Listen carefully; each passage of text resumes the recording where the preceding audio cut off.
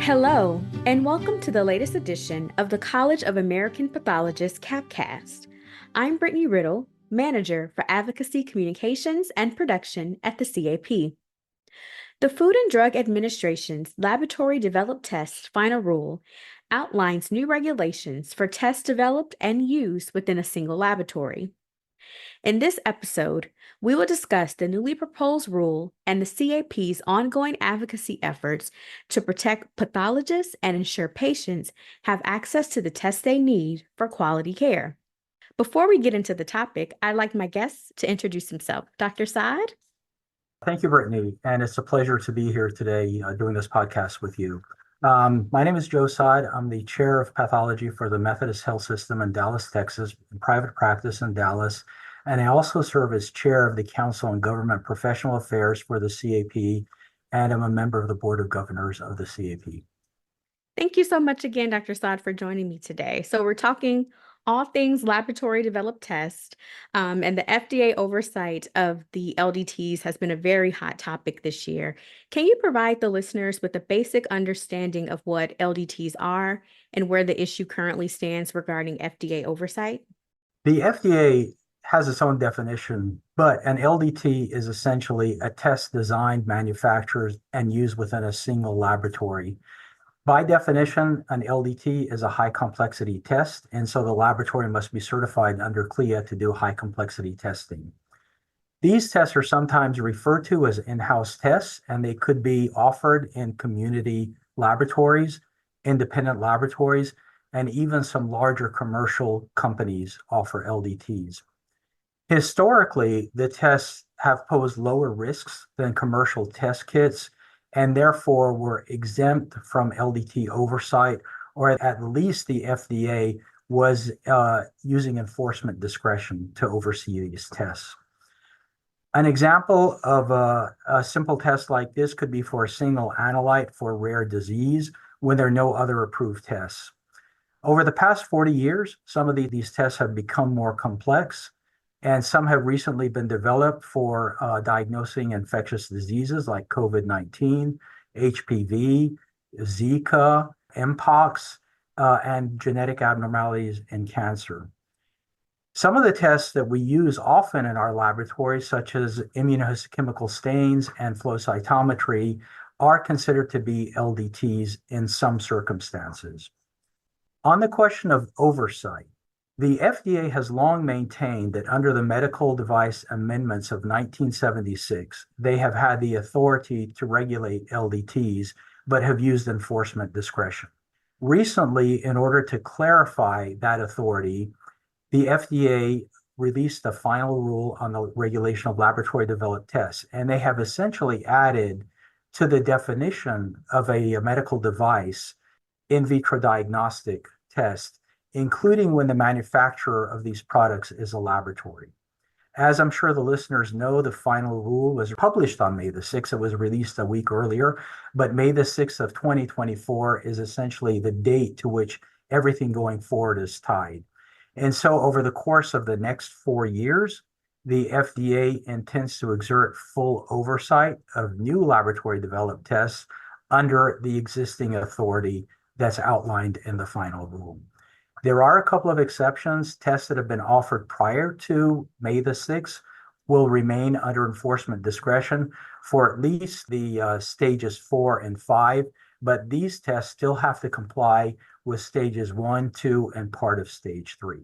So I think the second part of your question was also about oversight. So, the FDA, like I said, has long maintained that they have the authority, but they have always said that they prefer that Congress gives them a framework by which to regulate LDTs. For the past 15 years, we have worked with Congress, we have worked with the FDA, and recognized that some of these tests, they're becoming increasingly complex, and some of them do pose a higher risk to patients, although it's a small subset, in our opinion, do pose a high risk to patients, and there needs to be a regulatory framework for oversight. We believe that the Medical Device Amendments of 1976 do not provide that appropriate oversight. So it goes back to Congress. There have been several attempts in Congress, most recently starting in 2018, to provide a regulatory framework for LDTs, a legislative framework that will allow regulation. And that 2018 effort evolved into the Verifying Accurate Leading IVCT Development Act. The legislation did provide an appropriate oversight, in our opinion, with a role for the FDA. It had many exemptions for tests and guardrails around the FDA that would allow flexibility to offer innovation. Sadly, the legislation did not pass in 2022, and the FDA went ahead and exercised its authority to regulate LDTs under the Medical Devices Amendments of 1976. So this is where we are right now. Thank you for that. So, the College of American Pathologists has been doing a lot of advocacy work around LDTs and recently had a really big push during the month of August for a recess rally. Can you explain a little bit more about the rally and how CAP members engage with their local legislators during the August recess? Yes, of course. The August recess rally was a grassroots effort where CAP members were active and responded to a CAP action alert to engage with their local representatives and senators in Congress. August is actually one of the best times to advocate and engage with local legislatures while they're home during the August recess. And it's a time when they want to hear from their constituents about the critical issues back home. This year is an election year, so they're particularly interested in hearing from constituents. So the CAP used this time to speak with legislators on important issues that are needed to protect our laboratories and our patients from regulatory overreach and advocate to stop payment cuts to pathology services. We took the advantage to educate the legislators on top issues, including the issue of laboratory developed tests. During the rally, 500 CAP members took action. We reached 349 members of Congress and sent over 1,500 messages. This effort included 48 members who became new advocates for the CAP. So we're very excited about the momentum that we've achieved, and we hope to continue this effort going into the fall. We will build on it, and in October, we plan another rally. And so please watch for a message from CAP encouraging you to encourage your lawmaker to act. In addition, I'd like to say that over the August recess, our president-elect, Dr. Jim Jai, met with Senator Cassidy of Louisiana, and several members from Arkansas, Kansas, and Missouri met with legislators as well. That's terrific. And I was going to ask this a little later, but since we're talking about the August recess rally, you were able to host a laboratory tour with the congressional representative that represents your office. Could you talk a little bit more about how you were able to get the tour organized and what are some of the benefits of inviting representatives and senators to tour the laboratory? I think, honestly, the best way to kickstart a relationship with your legislator is to visit them in person.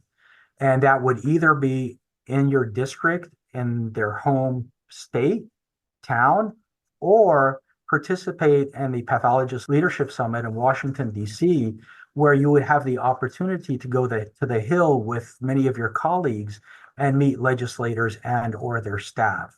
So the most recent effort was a result of the PLS. I attended the PLS. I visited several congressional offices and extended an invitation to each of the staff and or congressperson to come visit the laboratory. I did have some interest, so I followed up with an email, and it took a couple of different tries, but we were eventually able to get a mutually appropriate date for a legislator to come visit our laboratory. And so Congressman Vesey came and visited Methodist Dallas Medical Center, probably spent about an hour and 15, an hour and 20 minutes here. And he was willing to spend much longer, except he had another commitment that he had to attend. But we toured the lab, and he was actually amazed at the complexity of what he saw, the instrumentation, the professionalism of all the technology, the technologists that we have in the laboratory. We took him upstairs. He toured the gross room, and then we sat down at a multi-headed scope and looked at a few cases together. I really think it was eye-awakening for him. He expressed a lot of gratitude and expressed that he had a deeper of an understanding of what pathologists do, why we're concerned about reimbursement issues, and why we're concerned about issues such as laboratory developed tests and an appropriate regulatory oversight. That sounds really exciting. I'm so glad you were able to do the tour, and hopefully some more of our members will be able to do them in the future. Going back to the LDTs, there are two organizations, the American Clinical Laboratory Association and the Association for Molecular Pathology, have filed lawsuits in the courts to vacate the FDA's final LDT rule.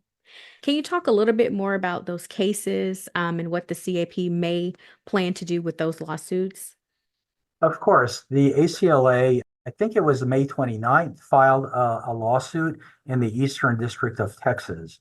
And that was followed up by, in mid August, the Association for Molecular Pathology, or AMP, filed a lawsuit in the Southern District of Texas. The CAP had been working on an amicus brief to file in support of the ACLA lawsuit when AMP dropped their lawsuit as well. And so we pulled back. We had it almost ready to go. This was the end of August. We pulled back a little in an effort to study the AMP lawsuit more thoroughly. And eventually, these two lawsuits were consolidated to be heard in a single court in the Eastern District of Texas by the same judge. They will be heard simultaneously, but somewhat independently. We anticipate that a ruling will be given to incorporate both lawsuits. So the CAP pulled back on our amicus brief and decided to reword it to incorporate elements of both lawsuits in our filing with the court. We're currently in the final stages of working on that with the attorneys for CAP, and it will be filed on or before October the 7th. We are asking the court to vacate the FDA final rule because the agency failed to adequately justify the rule's unsustainable costs, which will hinder the development of LDTs and ultimately harm patients.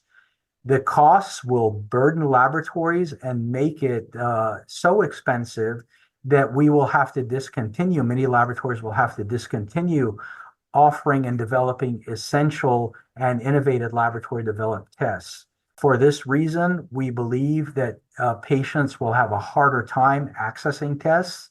They will be more expensive, and there will be less of them and less timely new tests developed, which ultimately harms patients. I'm glad you brought up the patients because I'd love to hear a little bit more about the patient perspective and what you think they should know when they hear, about the CAP and why our advocacy work around LDTs is so critical for quality patient care. Our ultimate goal is to protect patients. Safety is of utmost importance above everything else. However, we believe this rule has a potential to harm patients as much as it does to protect patients. There are currently tens of thousands, if not over 100,000 laboratory developed tests that are being offered.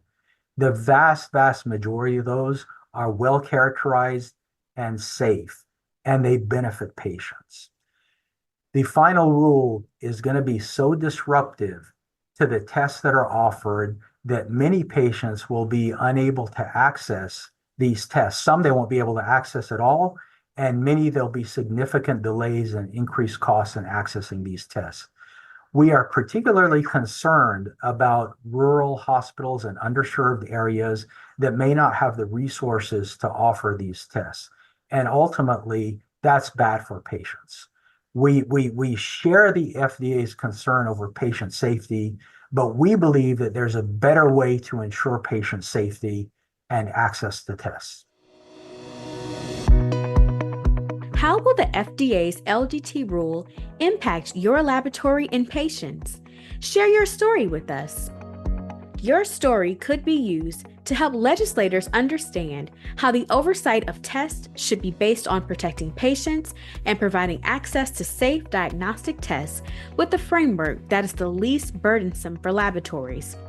Click the Tell Us Your Story link in this week's show notes and fill out the form to tell us more. Are there questions or things that a patient should be aware of for future doctor visits as we continue our advocacy efforts around LDTs? I would emphasize that we need to talk to patients and patients need to talk to us.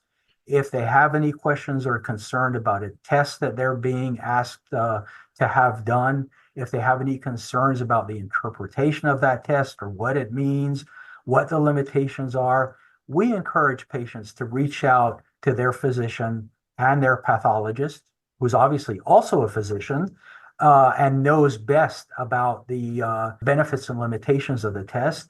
We urge patients to reach out to us. Ultimately, we all have the same goal in mind.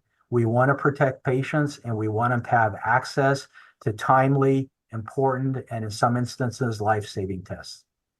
Absolutely. So we talked a little bit about the amicus brief.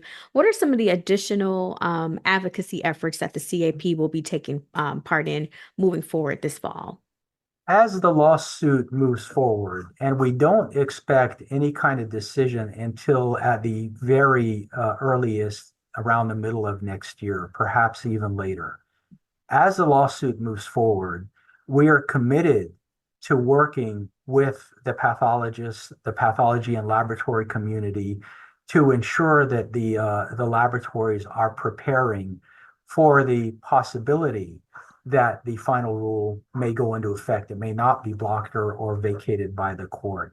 So it would be irresponsible of us to put our heads in the sand and put all our eggs in one basket.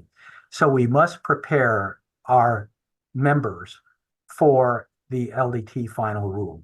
So the CAP has launched a 6-part webinar series entitled Understand and Prepare for the Impact of FDA's LDT Final Rule. The first webinar was offered last week on September the 18th, and it covered risk classification. They will be offered at a cadence of approximately every other month. So please go to the CAP website and register for this webinar series. Secondly, we will continue our grassroots advocacy efforts into this fall, as I mentioned previously, including a virtual fly-in with CAP members and legislators. And more information on this effort will be forthcoming in the next few weeks. Okay, and earlier you also mentioned attending the Pathologist Leadership Summit this past spring. So we'll be sharing some information around that for this coming April as well. Is there anything else you want to share with fellow pathologists about what to know about our advocacy on LDTs? Yes, I mean, I would also encourage pathologists to attend our annual meeting. It's next month. It begins on October the 18th in Las Vegas. There will be a very robust advocacy program, including a discussion on laboratory developed tests with an opportunity to engage and ask questions of the CAP leadership. So I encourage all our members to consider attending the annual meeting. We'll be talking about payment issues. We'll be talking about laboratory developed tests. We'll be talking about workforce and many other issues that I'm sure our members will find of interest and importance. Thank you again, Dr. Saad, for joining me today. Can you tell our listeners who are fellow pathologists how they can join the CAP? Go to our website and click on Join CAP. There's a very simple application to fill out. So if you're not a member of the CAP, I would encourage you to go to the website and join as soon as possible. If you need any help, please reach out to our membership division or reach out to any current member could probably help you navigate how to join. Thank you for listening to this edition of the College of American Pathologists podcast. I'd like to thank today's guest, Dr. Joseph Saad, for joining me. Be sure to subscribe to CAPcast where podcasts are available.